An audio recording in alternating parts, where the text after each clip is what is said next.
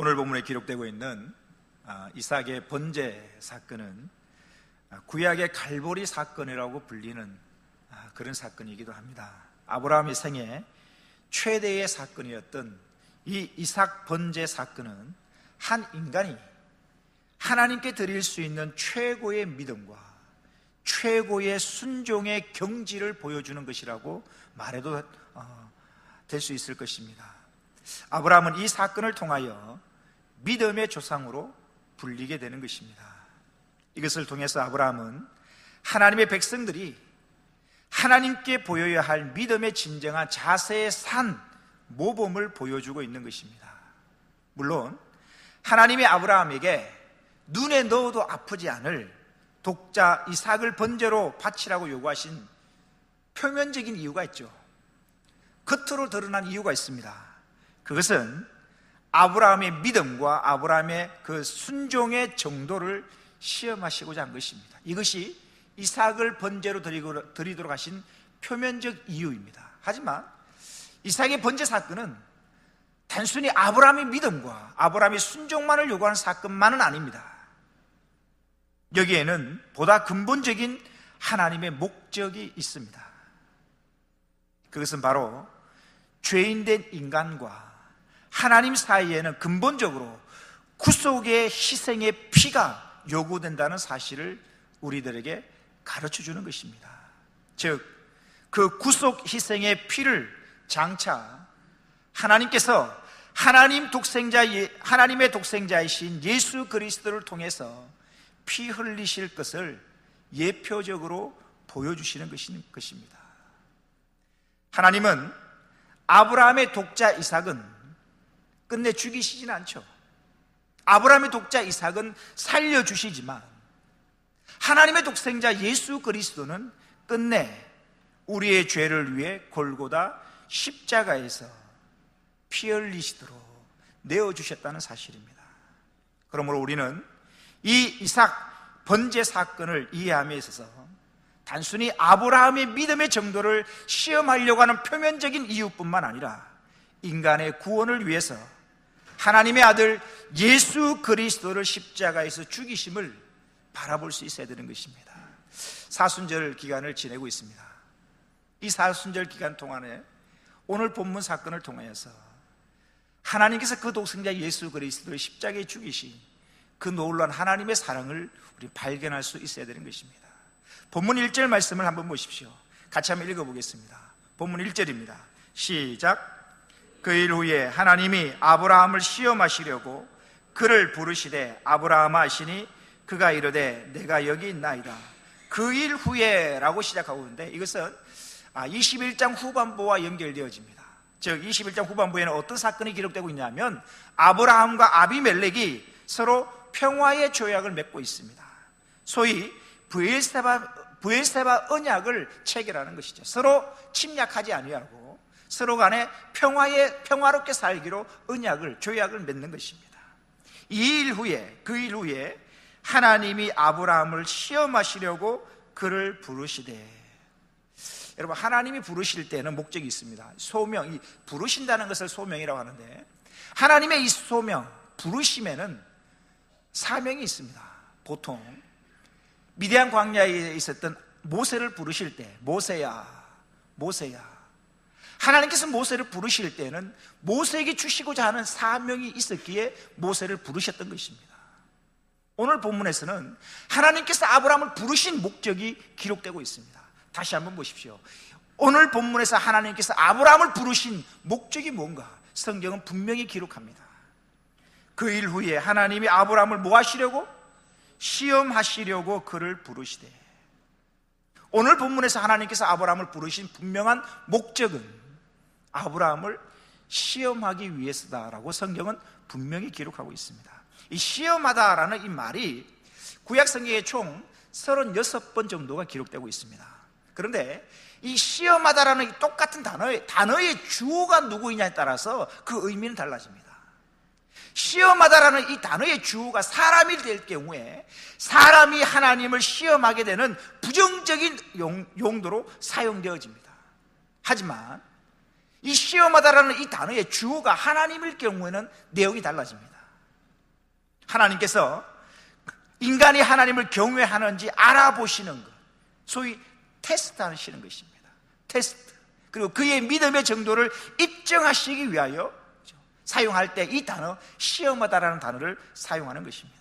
따라서 오늘 본문에서의 시험은 무엇을 입증하기 위하여 테스트하다, 아브라함의 믿음의 정도, 순종의 강도를 보시기 위하여 테스트하시다라는 의미가 있는 것입니다. 결국 하나님은 아브라함의 믿음의 성숙과 순종을 확인하고 또 확증하시고자 거룩한 시험대 위에 아브라함을 올려놓으신 것입니다. 즉 하나님께서 아브라함을 시험하신 의도는 이번 사건을 통하여 이삭을 죽이려고 하는데 목적이 있는 것이 아니라 아브라함이 하나님을 경외하고 있는지를 알아보시고자 그를 시험하시는 것입니다. 성도는 시험을 당할 때가 있습니다. 그 시험을 당할 때 우리는 보통 생각하죠. 왜 이런 시험이 찾아왔을까?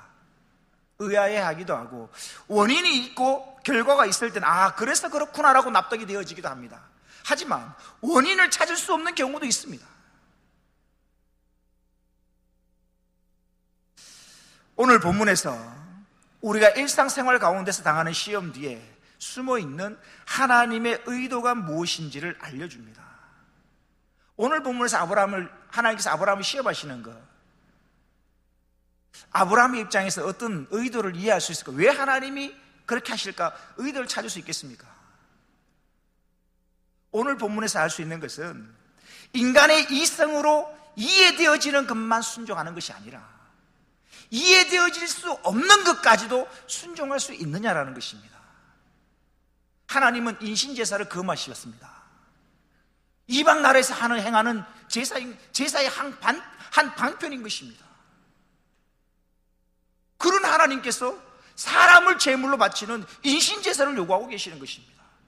도저히 이해할 수 없고 납득될 수 없고 상식적으로 이해되지 않는 이 부분이라 할지라도 너는 순종할 수 있느냐라는 것입니다. 우리는 여기서 중요한 것을 발견할 수 있습니다. 인간의 윤리, 도덕, 인륜까지라도 하나님의 말씀보다 앞세워서는 안 된다는 것입니다. 그 어떤 것이라 할지라도 하나님의 말씀보다 앞설 수 있는 것은 없다는 사실입니다. 이해되는 것만 순종하는가? 순종하기 쉬운 것만 순종하는가? 아니면 도대체 납득되어지지 않고 이해할 수 없는 것까지도 순종할 수 있는가? 아브라함에게 하나님이 독자 이삭을 번제로 바치라 하신 이 사건, 도무지 이해할 수 없고 납득할 수 없는 사건입니다. 그럼에도 불구하고 순종할 수 있는가? 그럼에도 불구하고 하나님에 대한 절대적인 믿음을 가지고 있는가? 하나님은 지금 그것을 보시고자 하시는 것입니다. 다시 한번 1절을 보십시오. 그 일 후에 하나님이 아브라함을 시험하시려고 그를 부르시되 아브라함아 하시니 그가 이르되 내가 여기 있나이다.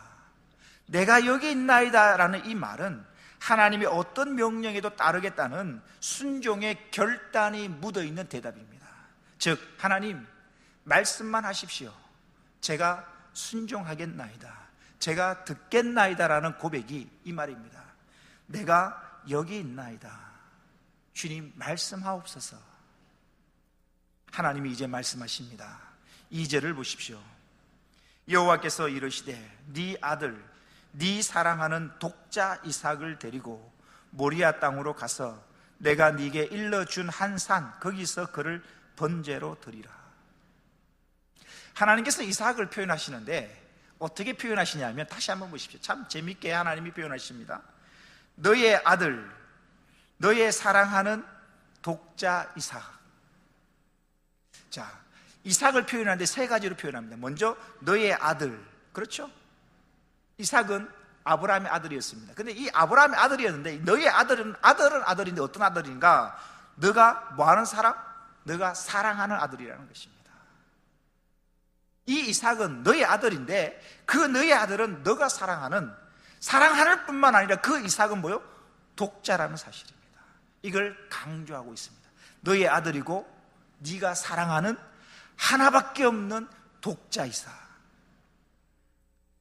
100살에, 아브라함이 100살이고 아내가 90세에 인간의 방법으로 도저히 나올 수 없는 그때의 하나님이 아브라함과 사라에게 이 아이를 주셨습니다. 여러분 얼마나 이쁠까요? 그죠? 좀 결혼하셔서 바로 아이가 생기지 않고 한 1년, 2년, 3년 시간이 좀 지나서 아이를 낳는 경우, 좀 늦게 아이가 태어난 경우, 우리 교회도 그런 분들이 계시잖아요. 굉장히 이쁠 겁니다. 이루 말할 수 없을 것입니다. 소위 아브라함의 눈에는 이삭을 눈에 넣어도 안 아플 정도로 그런 아이입니다. 얼마나 얼마나 소중히 여겼겠습니까? 그걸 하나님이 아셨습니다. 너의 아들, 네가 네 생명보다 더 사랑하는 하나밖에 없는 독자. 제가 아는 한 목사님이 계시는데, 목사님이 연세가 한 60 중반쯤 되셨는데요, 강원도 분이셨습니다. 그런데 형제를 보니까 처음에 태어날 때는 12남매였습니다.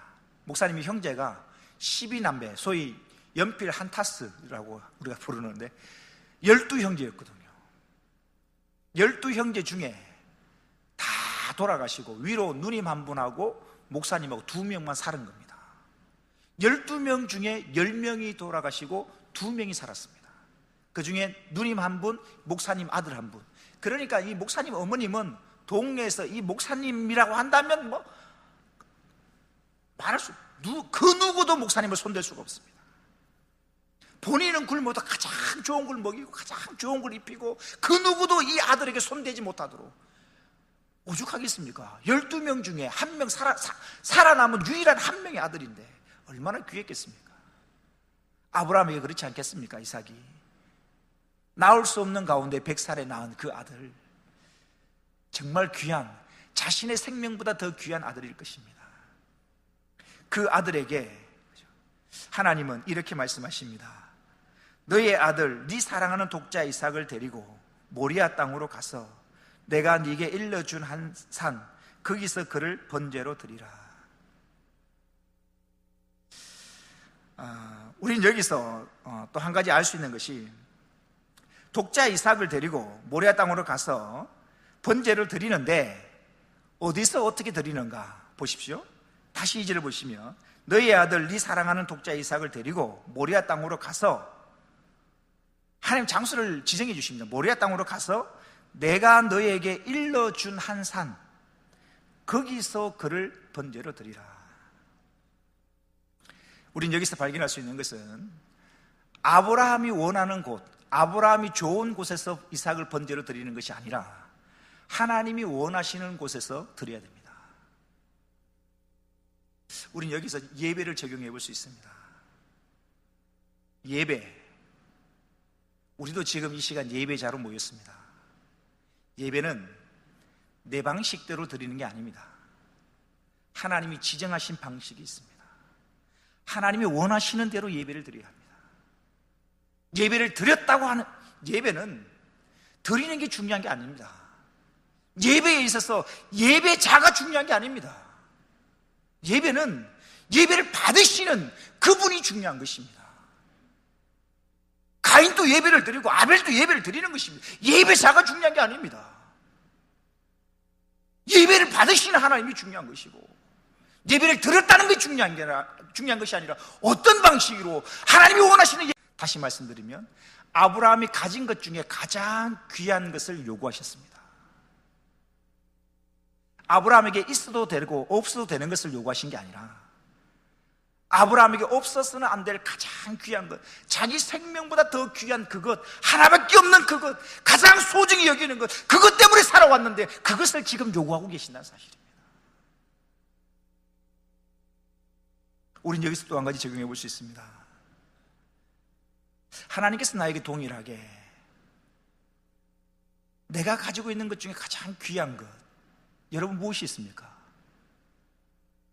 여러분들이 가진 가장 귀한 그것을 하나님이 요구하신다면 나는 어떻게 할 것인가?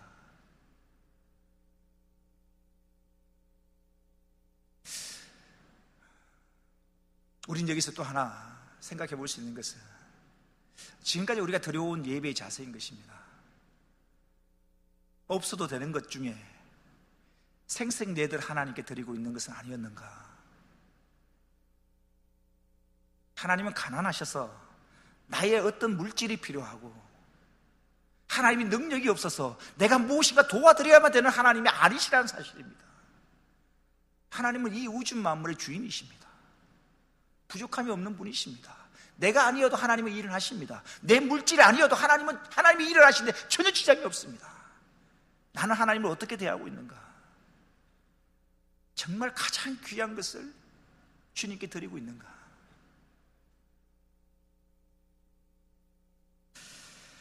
내 삶의 우선순위가 과연 하나님이 1순위인가? 다시 한번 새겨보는 시간입니다.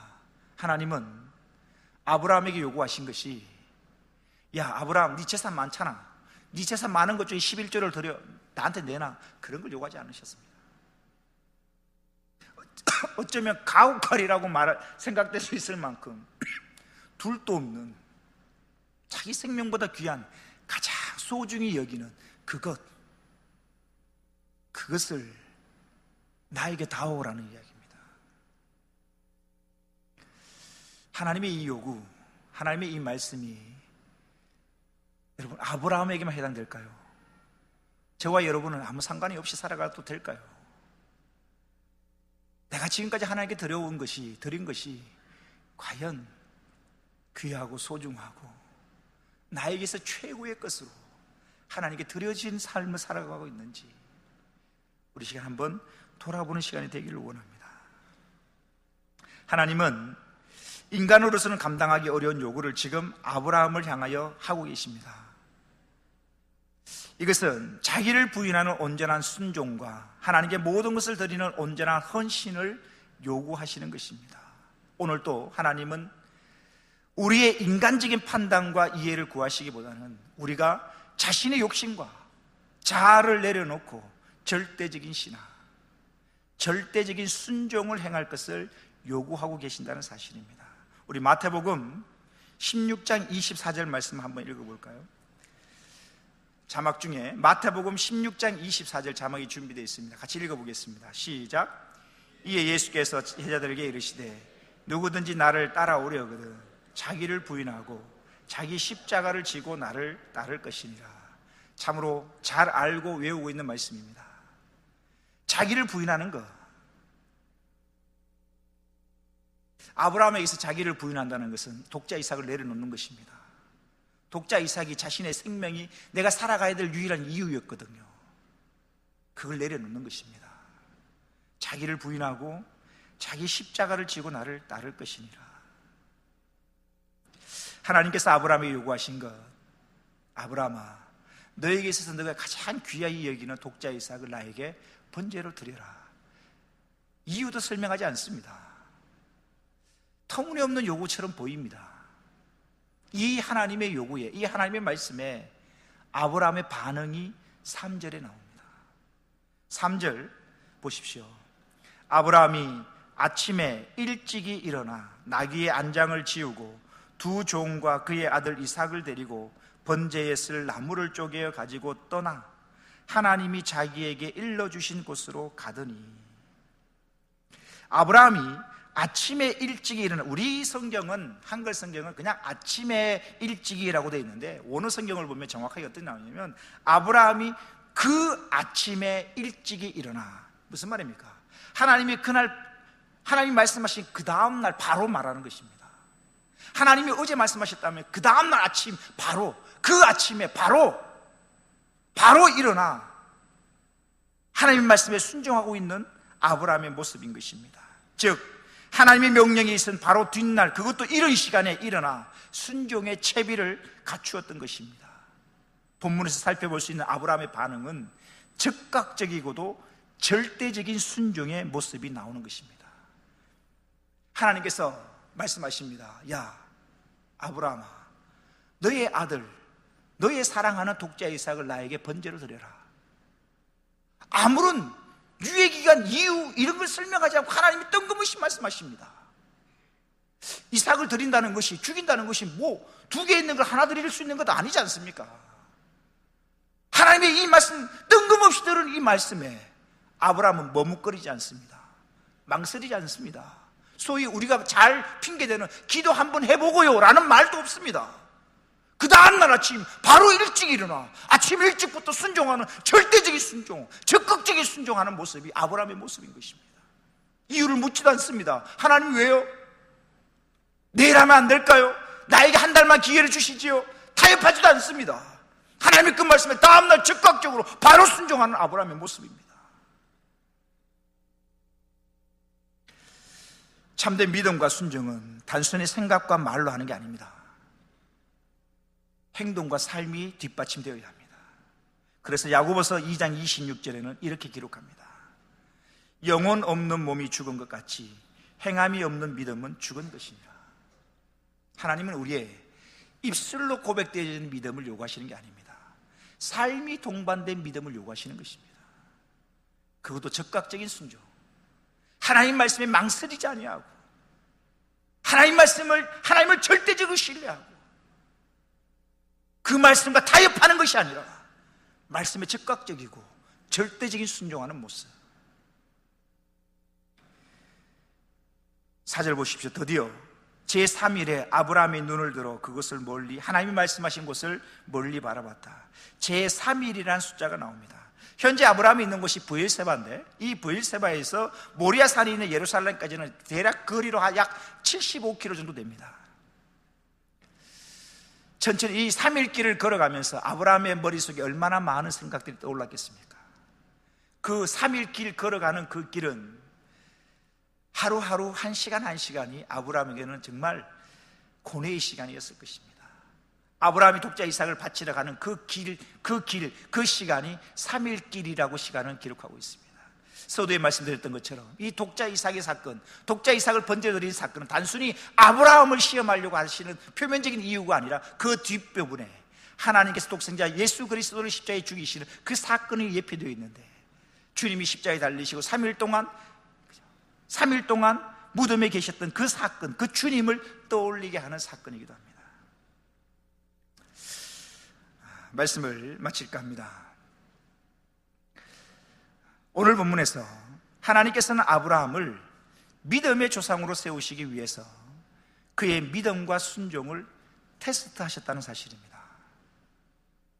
우린 여기서 한 가지 적용해 볼 수 있습니다. 하나님께서 아브라함만 테스트하실까? 하나님께서 아브라함의 믿음과 아브라함의 순종의 정도를 확인하기 위하여 아브라함만 시험을 하실까? 나는 시험의 대상에서 제외될까? 아니라는 것입니다.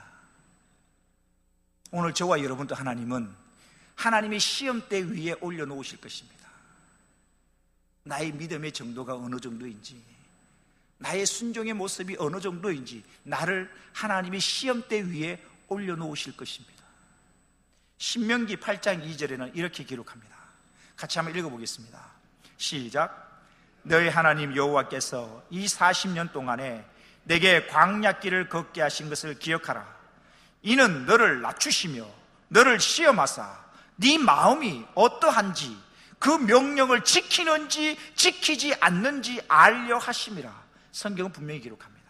하나님께서 이 40년 동안 광야길을 걷게 하신 것을 기억하라. 왜냐? 이유를 설명하십니다. 첫 번째, 너를 낮추시며, 광야길을 통하여 하나님 교만한 마음을 낮추시고, 두 번째, 너를 모아사 시험하사, 너를 시험하사 너의 마음이 어떠한지, 하나님의 명령, 하나님의 말씀을 지키는지 안 지키는지 하나님이 알려고 하십니다. 오늘날 저와 여러분도 하나님의 말씀을 지키는지 지키지 않는지 어쩌면 시험하실 것입니다. 그런데 하나님께서 우리를 시험하시는 것은 우리를 멸하시려고 시험하시는 것이 결코 아닙니다. 우리를 향한 하나님의 마음, 우리를 향한 하나님의 생각이 예레미야 29장 11절에 기록되고 있습니다. 같이 읽겠습니다. 시작. 여호와의 말씀이니라. 너희를 향한 나의 생각을 내가 아나니 평안이요 재앙이 아니니라. 너희에게 미래와 희망을 주는 것이니라. 우리를 시험하셔서 우리를 멸망시키고 우리를 파멸하시기 위하여 우리를 시험하시는 게 아니라는 사실입니다. 그렇다면 하나님이 주시는 모든 시험은 우리가 믿음과 순종과 인내로 반드시 이겨내야 하고 통과해야 한다는 사실입니다. 시험은 하나님이 우리에게 주시는 이 시험은 그 시험에 걸려 넘어지라고 주시는 게 아니라 그 시험을 딛고 나아가라고 주신다는 사실입니다. 시험은 반드시 이겨내야 하는 것입니다. 시험은 반드시 믿음으로 극복해야 되는 것이고 승리해야 되는 것입니다. 사랑하는 성도 여러분, 혹시 지금 어려운 시험 가운데 계신 분이 계십니까? 아브라함을 시험하셨던 하나님께서 나의 믿음이 얼만큼 자랐는지, 내가 얼만큼 순종의 사람으로 성숙했는지 어쩌면 시험하고 계실지도 모릅니다. 이 하나님의 시험에 아브라함처럼 멋지게 통과할 수 있는 저와 여러분 되시기를 주의 이름으로 축원합니다. 하나님께서 아브라함에게 시험하신 내용은 뭐냐? 하나님은 아브라함에게 있으나 마나 하는 것을 요구하지 않으셨습니다. 두 개 있어서 하나를 요구하시고 하나 너가 가지라고 요구하시지 않으셨습니다. 아브라함에게 자신의 생명보다 더 귀한 독자 이삭을 원하셨다는 사실입니다. 사랑하는 성도 여러분, 여러분들에게 있어서 가장 귀한 것이 무엇입니까? 지금 여러분이 생각하는 바로 그것을 주님이 원하신다면 여러분들은 어떤 반응을 보이시겠습니까? 어떻게 하시겠습니까? 그런데 기억해야 할 것이 있습니다.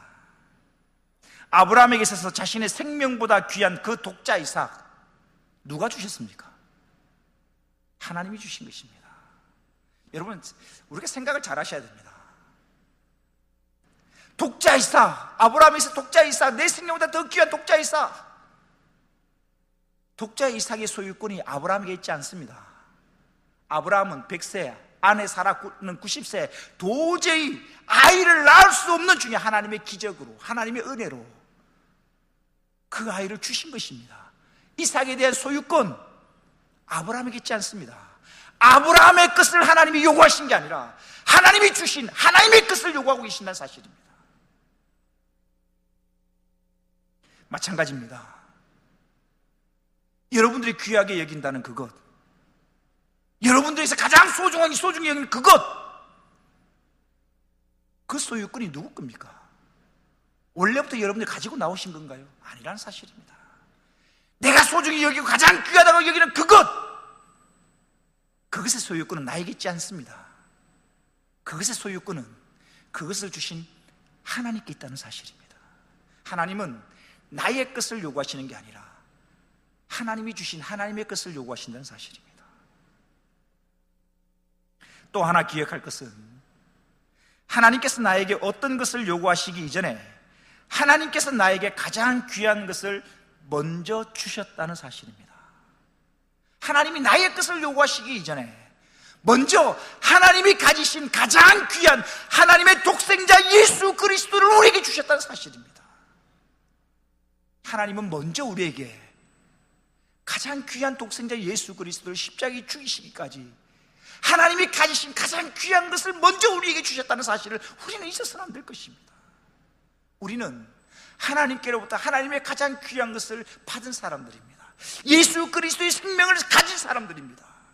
그렇다면 하나님께로부터 귀한 것을 받은 우리가 내가 가진 그것을 내 것이라 주장하고 하나님께 드리지 못할 이유가 없다는 사실입니다. 아브라함이 가장 귀한 독자 이삭을 드렸듯이, 또한 마리아가 자신이 가진 것 중에 가장 귀한 향유 옥합을 주님 앞에 깨뜨렸듯이 저와 여러분도 내가 가진 가장 귀한 것으로 주님께 드릴 수 있는 성숙한 신앙인이 되기를 주의 이름으로 축원합니다. 마지막으로 아브라함은 하나님께 즉각적이고 절대적인 순종을 하였다는 사실입니다. 하나님이 아브라함을 납득시키지 않았습니다. 하나님이 아브라함을 이해시키지 않았습니다. 하나님은 말씀하셨을 뿐이고 하나님은 명령하셨을 뿐이고 아브라함은 그 말씀에 순종하였을 뿐이라는 사실입니다. 아브라함이 이해가 되어져서 순종한 게 아닙니다. 할 수 있는 여건이 되어서 순종한 게 아니었습니다. 그저 하나님의 말씀이었기에 이해되어질 수 없고 납득할 수 없고 도저히 상식적으로 이해될 수 없는 일임에도 불구하고 하나님의 말씀이기에 토달지 아니하고 묻지 아니하고 즉각적으로 절대적으로 순종하고 있다는 사실입니다. 우린 여기서 하나님의 말씀에 대한 자세를 발견할 수 있습니다. 하나님의 말씀 앞에 우리의 자세는 절대 순종이라는 사실입니다.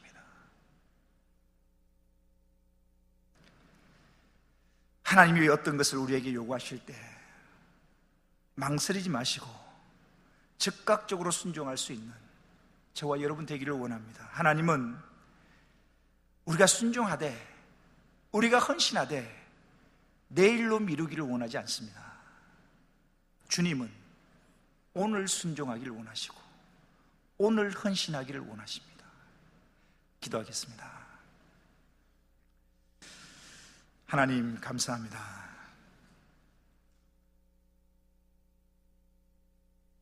아브라함에게 이해할 수 없는 말씀을